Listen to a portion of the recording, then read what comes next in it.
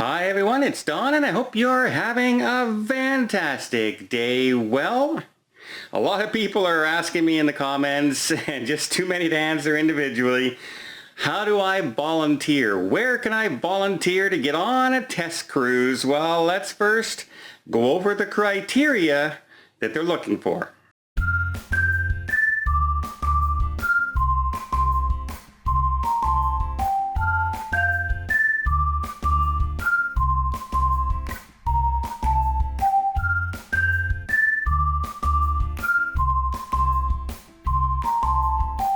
So first off, let's be clear, the cruise lines would prefer to be able to do this with their own employees first.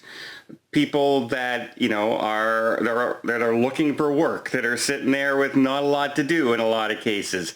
Some that are just sitting on ships without much to do. They would like to be able to just transfer them over to these test cruises and use them as the passengers whenever possible, or even people from the cruise ports or their sales department or head office, wherever they need to do it from.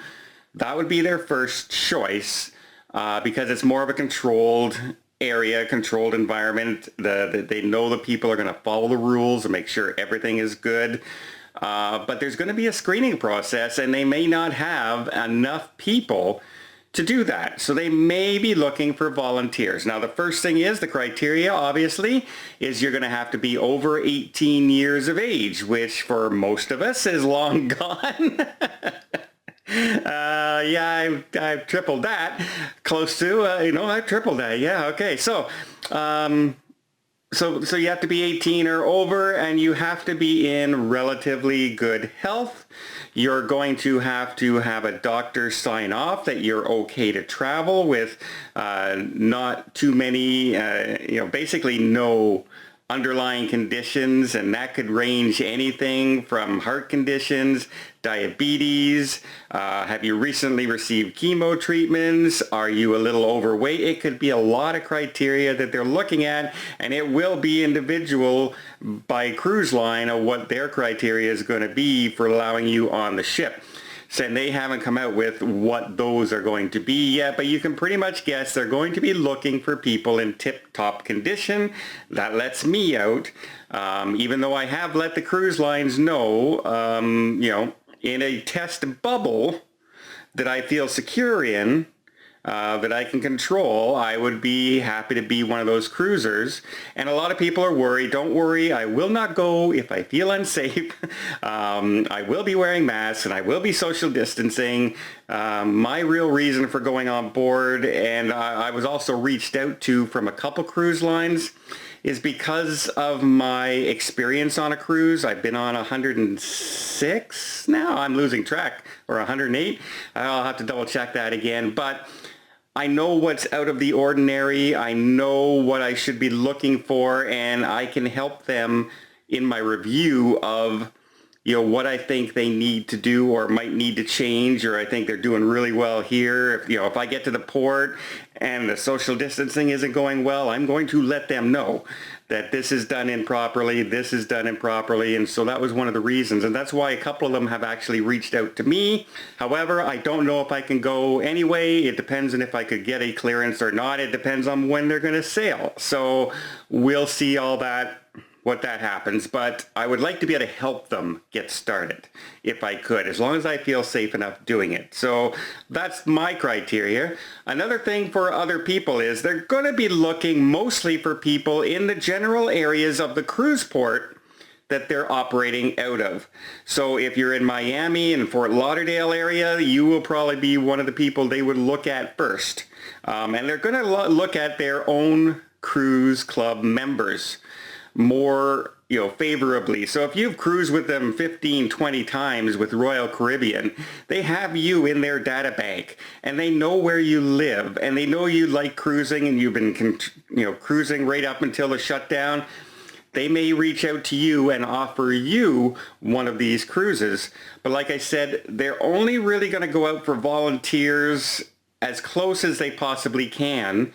So there's not a lot of great distance traveling, and the tighter the bubble is around the cruise port, the better it is for the cruise ship. Now, these cruises may be 2 and 3 day cruises to begin with.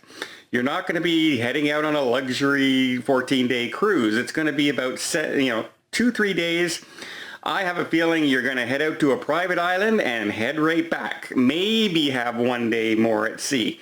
Those will be the test cruises out there because they can safely monitor their own island. It's a bubble that they can create around. So you're going to have this cruise ship bubble where everyone is protected on the ship. Everyone is protected on their shore excursion or their landing or their port of call, and then back to the terminal. You're not going to have a lot of variables interacting by heading to another, like Bahamas, heading into Nassau, or heading out to Jamaica into Ocho Rios or anything like that. It's going to be a very strict controlled bubble because the less stuff that comes in, the better chance they have of passing the CDC's regulations, and they can start offering real cruises to all of us once again. Now we also have that 28-day waiting period, so that's going to depend a lot on what ships they're doing. And it doesn't look like, say, Royal Caribbean. Doesn't look like they're trying to get like the Allure of the Seas or the Oasis. They don't look like they're trying to get those ships out there.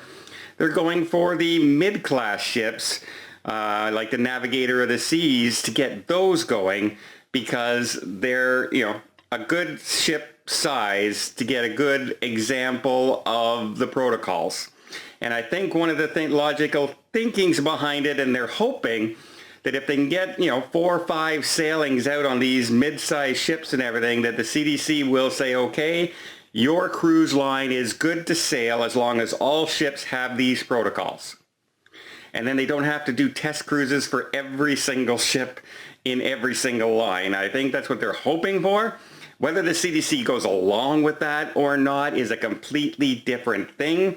As you know, right now there's the whole kerfuffle with the election, and so there's a lot of things up in the air like this. There's a lot of things juggling, but the cruise lines are frantic to get these cruises and certifications going as fast as they possibly can. And if that means reaching out and getting some volunteers, they're going to do that. Now, if they still need volunteers, there may be a place on board, on their website that they'll put up, and they will, you can sign on, they'll ask you your health questions, they'll ask you your locations, and if you're able to travel at the drop of a hat.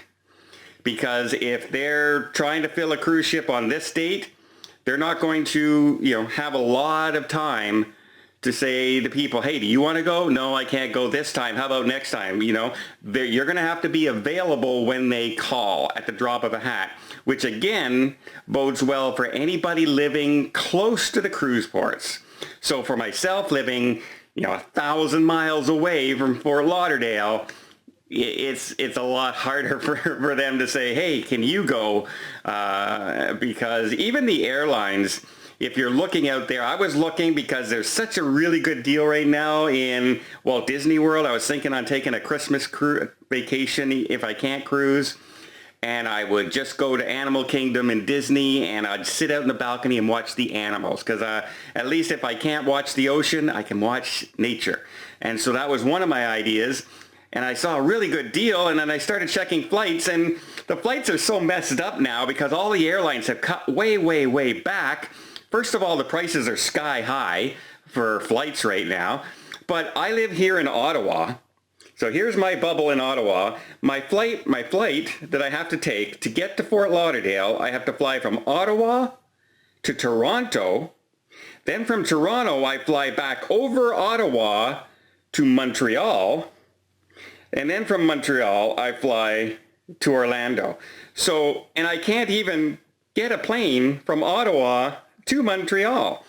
And so I fly, Toronto's a 5-hour drive from my place. Montreal's a 2-hour drive from my place. I'm traveling 7 hours to start my flight to the United States. So a flight that would normally take me about 2.5 hours to fly from Ottawa to Orlando is now taking me 12 hours worth of travel time. And that's just from the moment I get on the plane. So yeah, it's a mess. It's a lot harder to schedule everything now. And that's why they're going to be looking for people very, very close to the cruise ports. So that's going to let a lot of us out, obviously. Anyone in Maine, anyone up in California right now, because the first cruise lines you're going to see are going to be out of the Miami, Orlando, and Fort Lauderdale areas, because those are the #1 cruise ports to get going, and they're the closest to the Bahamas and Mexico.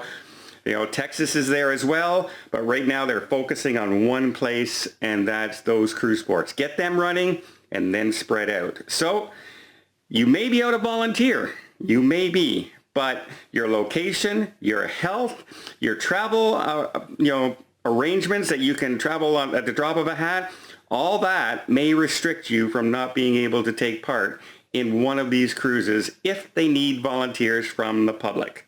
If they can get by with their own crew members, I think that's what they would prefer to do, but obviously, as more and more ships are heading out for test cruises, they may need us to jump on board and help them out. So you may get a call, you may get an email, or we may not be able to do it at all. That's where we stand right now with the test cruises as far as being a volunteer is concerned.